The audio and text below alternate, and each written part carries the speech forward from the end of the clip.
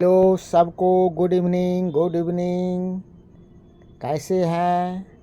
I hope कि आप लोग अच्छे होंगे, माँ भगवती की कृपा से तंदुरुस्त होंगे, आप स्वस्थ होंगे।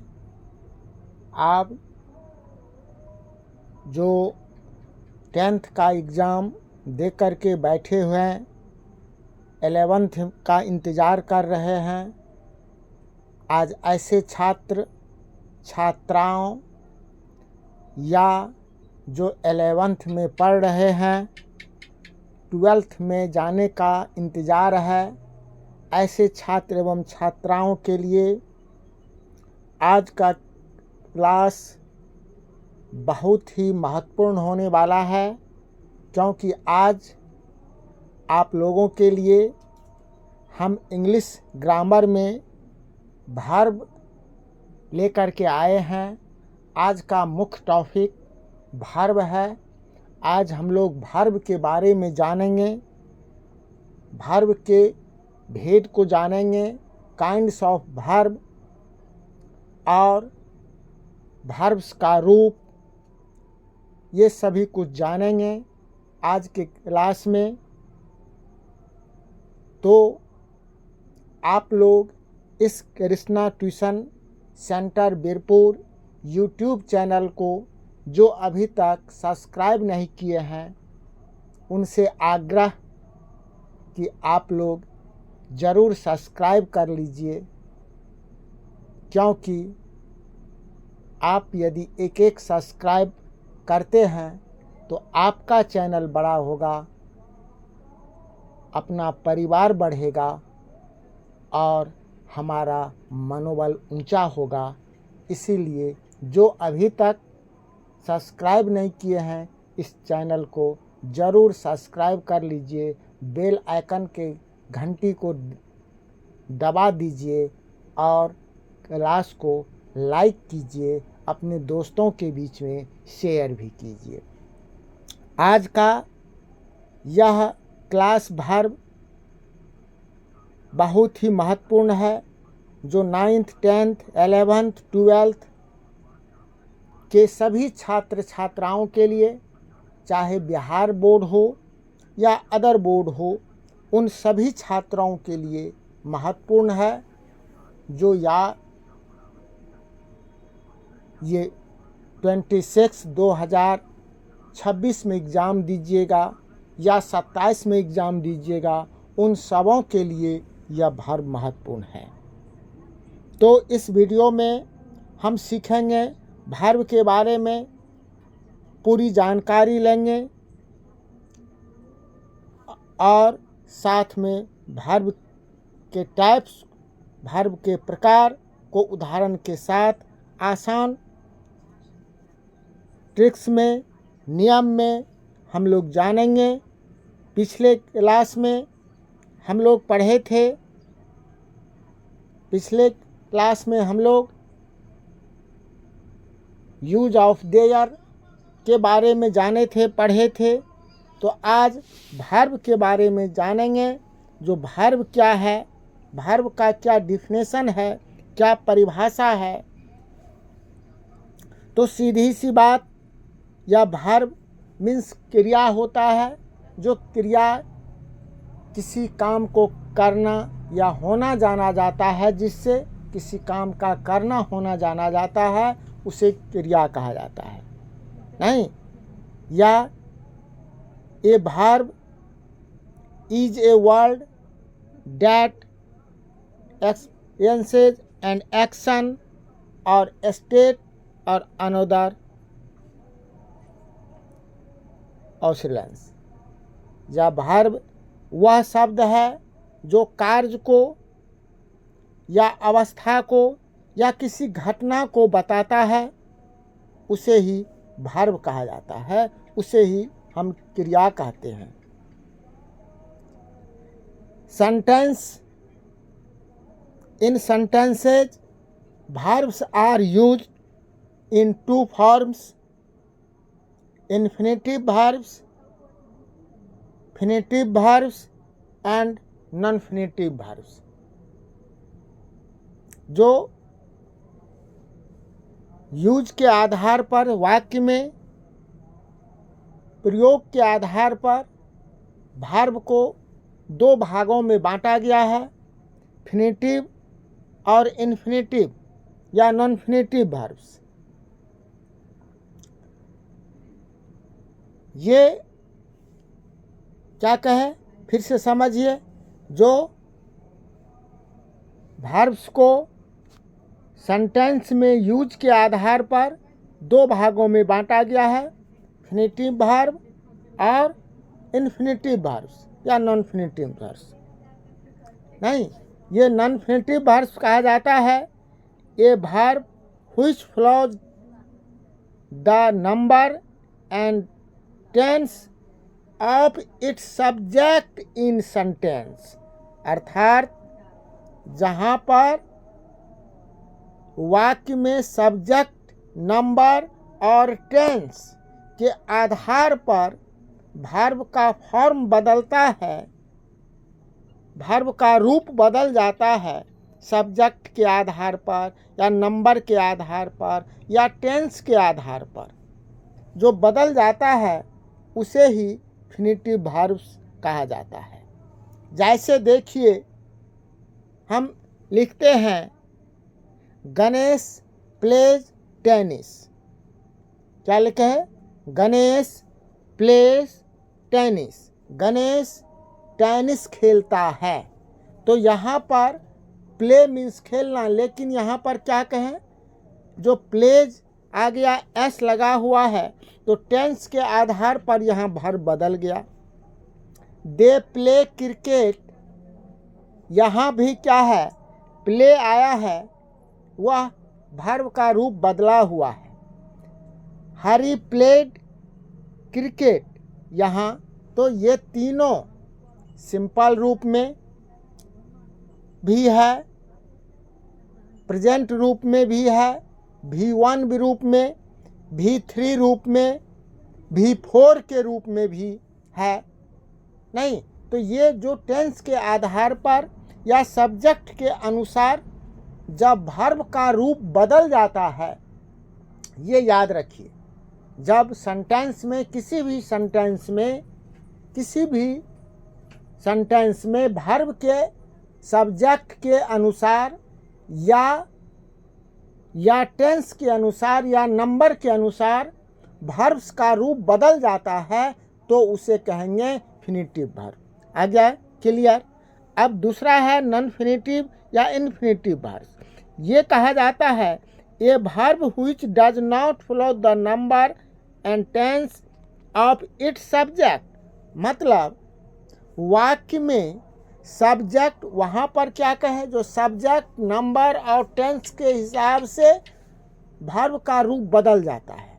यहाँ नॉन फिनिटिव वर्ब में कहा जाता है यदि सब्जेक्ट, वाक्य में सब्जेक्ट, नंबर और टेंस के आधार पर यदि वर्ब का रूप नहीं बदले, वर्ब उसी रूप में है, पहला रूप में, V1 रूप में ही है, तो उसे कहेंगे नॉन फिनिटिव वर्ब। समझ में आ रहा है? यदि सेंटेंस में, वाक्य में वर्ब सब्जेक्ट, नंबर और टेंस के हिसाब से वर्ब का रूप नहीं बदले, नहीं, तो उसे नॉन फिनिटिव वर्ब कहते हैं। फॉर एग्जाम्पल लीजिए, जैसे कहते हैं ही डिसाइड टू विजिट आगरा। अब यहाँ पर देखिए डिसाइड जो है, यह डिसाइड जो है, इसका वर्ब का रूप बदला हुआ है, वर्ब का रूप बदला हुआ है, V3 रूप में है, इसीलिए यह फिनिटिव वर्ब हो गया। अब विजिट आगरा, ये विजिट आगरा जो है, नहीं, ये विजिट जो है, इसका रूप नहीं बदला हुआ है, इसीलिए ये हो गया नॉन फिनिटिव वर्ब में। He has a pen for writing. He has है ना, ही हैज तो हैज राइटिंग है, they have a pen for writing, तो यहाँ पर फिनिटिव नॉन-इन्फिनेटिव सब रूप जो है दिया हुआ है। ठीक है, अब देखिए तो समझ में आ गया नॉन-इन्फिनेटिव वर्ब क्या है, इन्फिनेटिव वर्ब क्या है। इन्फिनेटिव या इन्फिनेटिव कहिए या नॉन-इन्फिनेटिव कहिए, समझ में आ गया। ठीक है, चलिए क्लास को ज़रूर शेयर कीजिएगा, लाइक कीजिएगा। अब है जो बेस के आधार पर वर्ब्स के दो टाइप्स होते हैं, दो रूप प्रकार के होते हैं बेस के आधार पर, है ना। एक कहा जाता है मेन वर्ब और दूसरा कहा जाता है हेल्पिंग वर्ब या एक्जुअलरी वर्ब। मेन वर्ब और हेल्पिंग वर्ब। अब मेन वर्ब कहा जाता है जो मुख्य कार्य को बताता है। मेन वर्ब उसे कहते हैं जो मुख्य कार्य को बताता है, और हेल्पिंग वर्ब जो दूसरे का उसका मदद करता है, सहायता के लिए सहायक होता है। ठीक है, जैसे राम इट्स, तो राम इट्स कर्ता के कार्य को क्या बताता है, जो राम खाता है, तो ये इट्स हो गया मेन वर्ब, है ना। तो इसे कहा जाता है main verb. So the main action a verb that does the real action in sentence. The real action in sentence, जो कार्य मुख्य कार्य को बताती है। नहीं, जैसे ही प्ले, ही ईट्स, तो यहाँ पर ये प्ले क्या हो गया, ये हो गया मेन वर्ब। इट्स क्या हो गया, ये हो गया मेन वर्ब। ठीक है, हेल्पिंग वर्ब सहायक क्रिया, अर्थात जो मुख्य क्रिया की मदद करता है, जो मुख्य क्रिया का मदद करता है, नहीं, उसे हेल्पिंग वर्ब कहते हैं। जैसे शी इज प्लेइंग, तो इज जो है यहाँ पर, इज जो है यह हेल्पिंग वर्ब हो गया। दे हैव फिनिश्ड, तो हैव जो है वह हेल्पिंग वर्ब हो गया। अब मेन वर्ब जो है वह दो प्रकार का होता है। मेन वर्ब दो प्रकार के होते हैं, ट्रांजेटिव और इंट्रांजेटिव, सकर्मक क्रिया और अकर्मक क्रिया। सकर्मक क्रिया और अकर्मक क्रिया, ट्रांजेटिव वर्ब एंड इंट्रांजेटिव वर्ब। याद रखिए, मेन वर्ब मुख्य क्रिया दो प्रकार का होता है। हिंदी व्याकरण में हम लोग पढ़े हैं जो मुख्य क्रिया दो प्रकार के होते हैं, सकर्मक और अकर्मक। ऐसी क्रिया जिसमें कर्म लगता है उसे सकर्मक कहा जाता है, और जिसमें कर्म का प्रयोग नहीं होता है उसे अकर्मक कहा जाता है।